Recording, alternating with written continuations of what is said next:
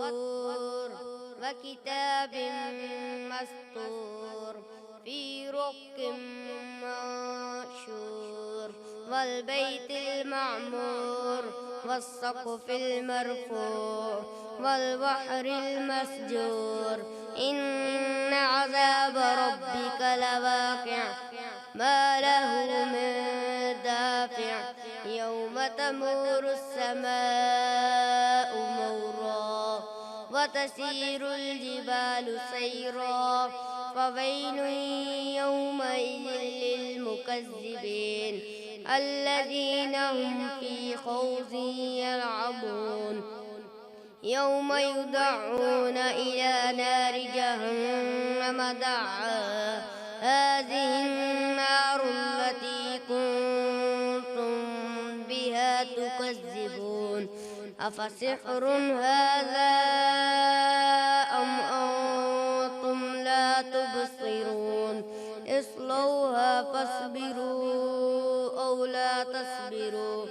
سواء عليكم إنما تجزون ما كنتم تعملون إن المتقين في جنات ونعيم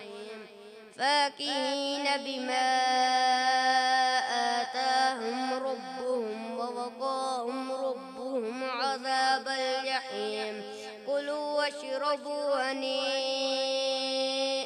بما كنتم تعملون متكئين على سرر مصفوفة وزوجناهم بحور عين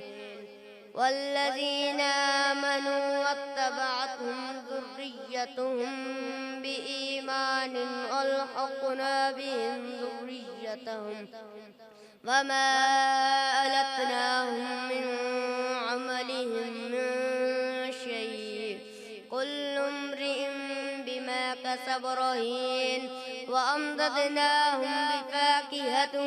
ولحم مما يشتهون يتنازعون فيها كأسا لا لغو فيها ولا تأثيم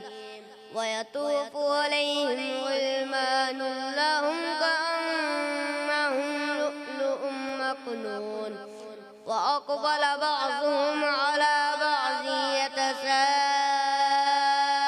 يتساءلون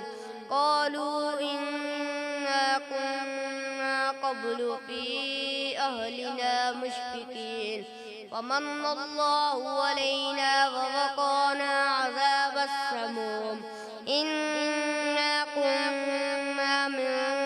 قبل ندعوه إنه هو البر الرحيم صدق الله العظيم.